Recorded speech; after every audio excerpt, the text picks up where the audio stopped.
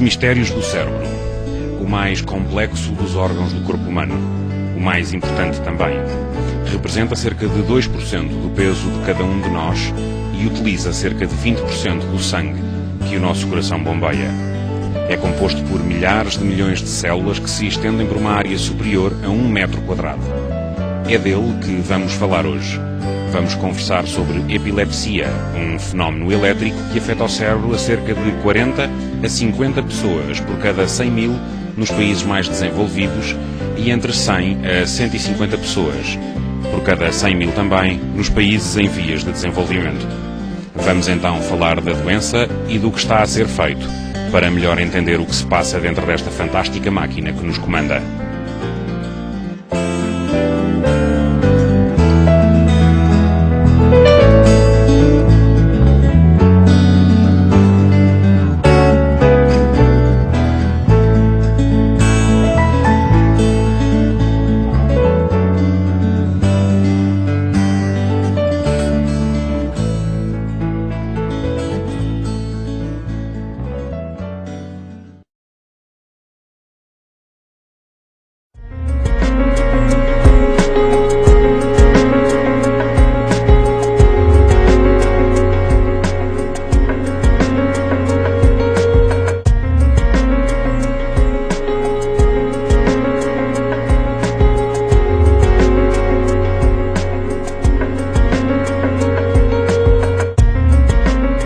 É uma doença conhecida já há muitos anos e no fundo significa perda de controle, perda da consciência, e que é a palavra epilepsia.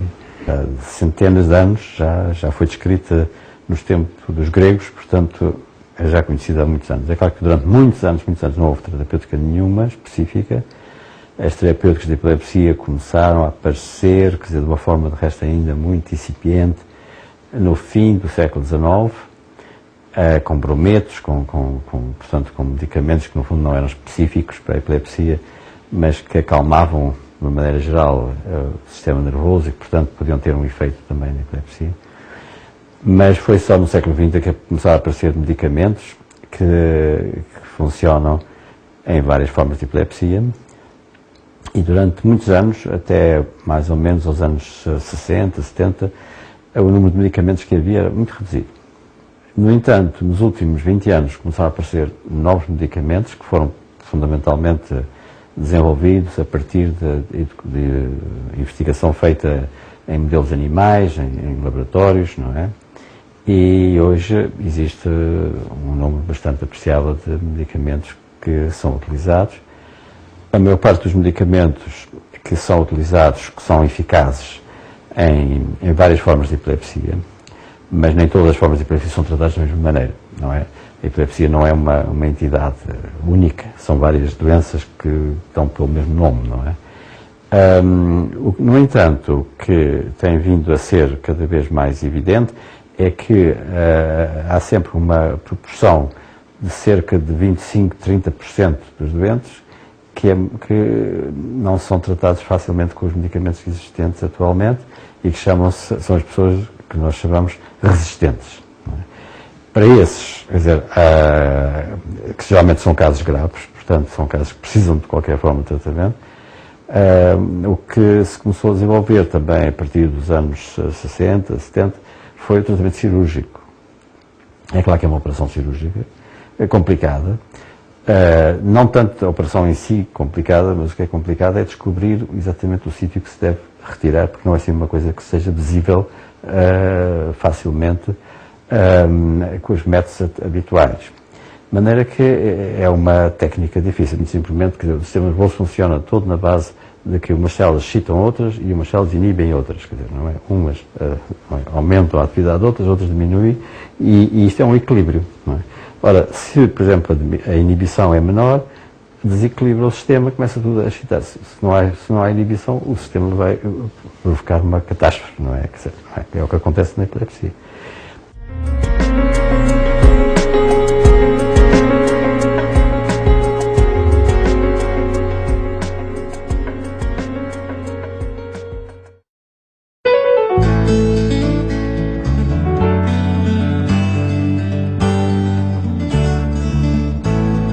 A epilepsia não é uma entidade única, são várias doenças que dão pelo mesmo nome. Não?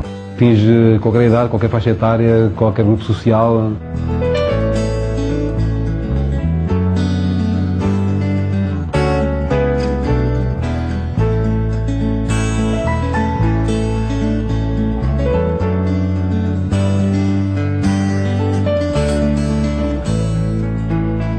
Afinal, o que é a epilepsia? A epilepsia são descargas elétricas em excesso, que no cérebro descontrolam o funcionamento dos neurónios. Mas para nos falar disso mesmo, apresentamos aqueles que lidam com a doença todos os dias. Aqueles que a estudam e que tentam descobrir formas para melhor tratar e aliviar aquele que sofre de epilepsia. A epilepsia, portanto, pode ser entendida como uma doença do nosso cérebro que resulta de um desequilíbrio entre populações neuronais que, no fundo, ficam hiperexcitáveis. Isto é, produzem, de alguma forma, uma descarga elétrica que pode ficar circunscrita numa determinada área ou pode, eventualmente, propagar-se a outras áreas. E acontece que na epilepsia, essa forma de funcionar em conjunto das células está alterada e é isso mesmo causa as manifestações de epilepsia, que as células que habitualmente não têm a tendência a funcionar todas ao mesmo tempo, começam a sincronizar-se todas ao mesmo tempo, e se tudo se sincroniza ao mesmo tempo, há uma explosão, digamos assim. E isso dá origem, no fundo, a duas formas diferentes de epilepsia. As epilepsias que nós chamamos de epilepsias generalizadas, quando aparentemente todo o córtex cerebral está envolvido nessa descarga, não é? Versus, contrário, às epilepsias focais, onde, aparentemente também, só uma zona restrita do cérebro está envolvida, pelo menos desde o início, nessa descarga. Os ataques epiléticos podem variar entre a perda de contacto com a realidade, sem qualquer perda de consciência, e as conhecidas convulsões e espasmos musculares, ocorrendo com maior incidência nos primeiros anos de vida e depois dos 60 anos. Há dois grandes picos de incidência de epilepsia. Um é logo nos primeiros anos, não é? E outra depois em idade mais avançada, a partir dos 65 anos. No fundo, trata-se de uma anomalia na corrente elétrica. Imagine-se em casa, com todos os seus aparelhos ligados à eletricidade. De repente, altera-se o fornecimento e dá-se uma descarga num aparelho específico. É isso que se passa no seu cérebro.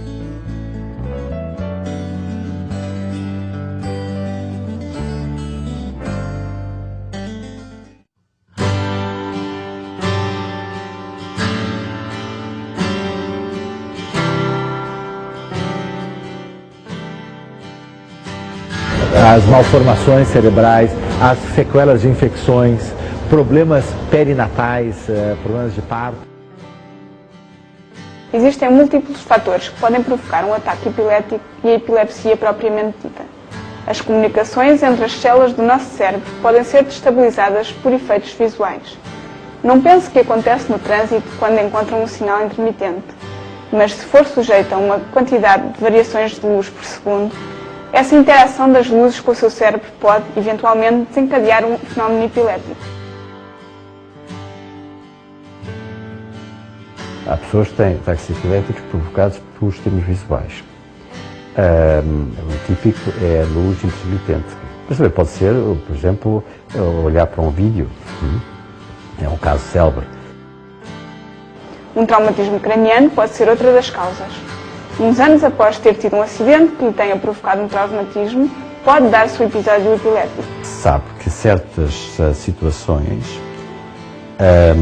podem levar à epilepsia, que é aquilo que chama-se epileptogênese. Há certas doenças infecciosas, meningites, encefalites, podem ser traumatismos cranianos, acidentes de automóvel, outros. Podem ser causados por pequenos tumores que não causam mais sintomas, mas podem causar epilepsia. Para além destas duas causas, existem ainda outros fatores que podem potenciar o surgimento deste fenómeno, tais como as drogas e o álcool. Foi com os amigos, uma festa, bebeu um pouco mais, também está mais cansado. Isso são fatores às vezes suficientes, né, para realmente fazer essa perturbação nessa balança. Né?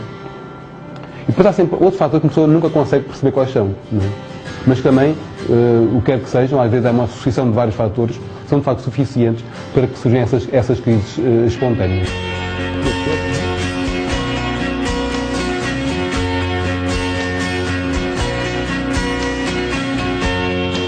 Aqueles espasmos, aqueles movimentos descoordenados, a impredictibilidade, nunca sabe quando é que isto vem, a insegurança que isto ocasiona nas pessoas, não é? Quando se fala em sinais, aborda-se uma temática complexa.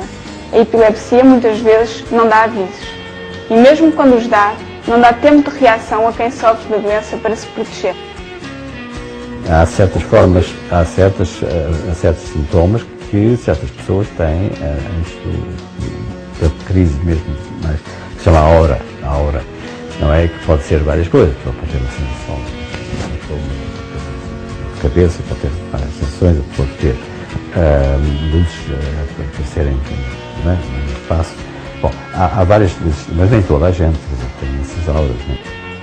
A aura é uma sensação de ardor que sobe pelo peito e que normalmente significa que estamos perante o início de uma crise epilética. O doente pode começar a ter umas sensações esquisitas no abdômen, uma espécie de uma náusea ou um burburinho, uma coisa que o doente começa-se a perceber e aquilo começa a ser um sinal de qualquer coisa de errado, e esse sinal começa a ser muitas vezes idêntico de umas crises para as outras, e portanto identificar aquilo como o início de uma crise, aquilo que nós chamamos as auras, não é? A crise pode ficar por aí, isto é, a aura pode ficar por aí, ou pode eventualmente propagar-se a outras zonas. Por exemplo, se a crise propagar para zonas mais motoras, vai acontecer por haver uma ativação de áreas motoras que traduzem como movimentos anómalos, movimentos involuntários, não é? Quando não teme, as auras podem permitir ao doente preparar-se para o que está para vir e para uma potencial ajuda. O principal obstáculo aqui reside na rapidez que antecede o ataque. Tirar as coisas daquele espaço, não é? Que façam com que o doente possa aleijar e possa bater com a cabeça, com os olhos, com outra parte qualquer do corpo. No chão, proteger a cabeça daqueles abanões que ele está a ter, não é? Virar de lado, não é? Não meter rigorosamente nada na boca ou puxar a língua, nada disso é lícito fazer, nem se deve fazer. Muitas vezes, o tempo que medeia entre a aura e o ataque é quase nulo ou inexistente, não permitindo à pessoa uma preparação adequada e não dando a possibilidade a que a ajuda possível aconteça. Há duas ou três circunstâncias em que o doente deve ser levado ao hospital quando tem uma convulsão. E a primeira é que quando o doente não recupera a consciência, ao fim de 2 a 5 minutos, a outra circunstância é quando o doente de facto se aleijou, ou ferimentos, e portanto é preciso suturar qualquer coisa, qualquer ferimento, ou então naquela fase em que o doente está para recuperar, e em vez de recuperar tem uma nova convulsão a seguir. Não é?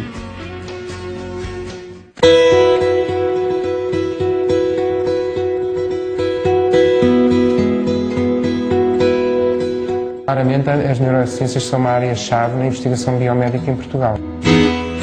Estudar, analisar os sinais elétricos do cérebro com métodos de computação bastante complicados. Não? Hoje em dia, o trabalho de investigação que se desenvolve na área das neurociências vai estando cada vez mais avançado. A quantidade de cientistas a trabalhar na área das neurociências, tanto básicas como clínicas, tem aumentado. E, portanto, eu diria que houve uma certa explosão. Claro que ainda não chegámos ao nível a que queremos estar, mas certamente é uma área com um futuro muito risonho em Portugal. Sabe-se cada vez mais coisas e cada vez mais os recursos médicos de diagnóstico permitem uma correta avaliação do estado do cérebro de qualquer pessoa. A investigação contribuiu, sem dúvida, bastante e talvez o primeiro passo importante na investigação da epilepsia foi, no fundo, a descoberta do eletroencefalograma. O eletroencefalograma quer dizer a medição da atividade elétrica do cérebro, não é? Com elétrodos, não é? Que são, portanto, contactos que se põem na cabeça, como se põe no eletrocardiograma, que se pode pôr no coração, pode-se pôr também na cabeça, pode-se obter um registro da atividade elétrica do cérebro.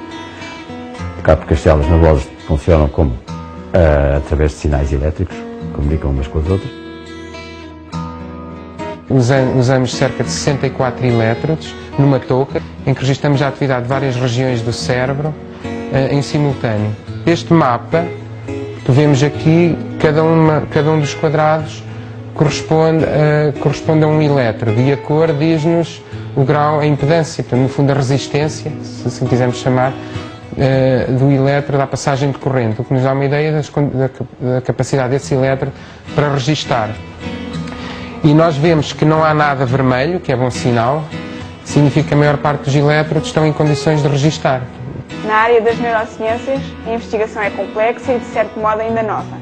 Existem já formas de determinar, por exemplo, no caso da epilepsia, as zonas que sofrem de descargas elétricas anormais. Temos um interesse em perceber como é que alguns moduladores endógenos podem controlar a hiperatividade das redes neuronais no cérebro, particularmente no hipocampo. Mas outros desafios se apresentam a cada um dos que optam por se dedicar à área específica de trabalho de investigação. Em função do tipo de crises, da sua data de início, do tempo de evolução da doença, perguntamos, há ou não reorganização funcional, qual é que é o impacto dessa reorganização funcional e qual é que é o impacto de uma intervenção cirúrgica naquele cérebro, sabendo, por exemplo, se as zonas à volta da lesão estão ou não ativas e são ou não relevantes para a função daquele doente. Imagine um neurónio. E agora, imagine que desse neurónio saem 20 mil ligações a outros tantos neurónios. Agora imagine os investigadores a tentarem criar, a partir de células estaminais, neurónios que possam substituir os que ficam afetados pelas descargas elétricas. Pois é, já o fazem. Com a geração das crises e a hiperexcitabilidade do cérebro, há a sobreativação de alguns neurónios que podem morrer. E, portanto, é muito importante prevenir estes efeitos secundários das crises epiléticas, evitando a morte de neurónios, utilizando estratégias de neuroproteção inovadoras. Mas, se calhar por ter esse nome, a investigação e os investigadores não se ficam nunca pela mais recente descoberta. E quando ouvimos falar de uma, podemos ter a certeza que estão a desenvolver outra. A missão é esta, é a procura de novos alvos biológicos e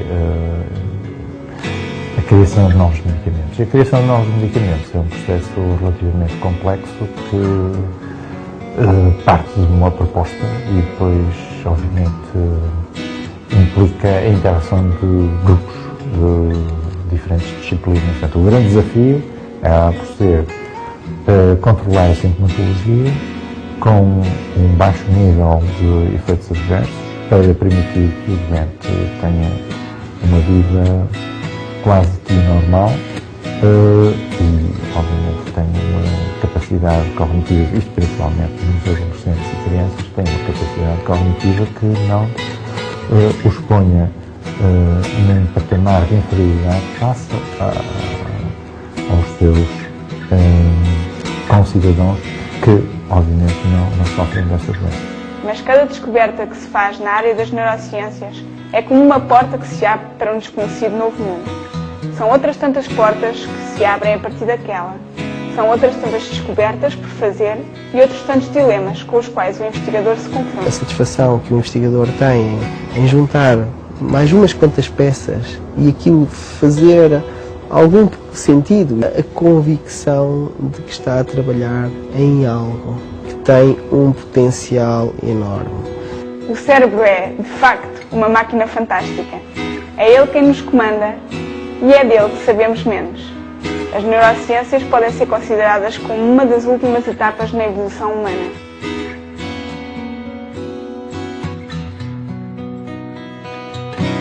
Ao longo desta série vamos dar-lhe a conhecer as outras áreas que as neurociências investigam e a que se dedicam. Não perca, esperamos por si.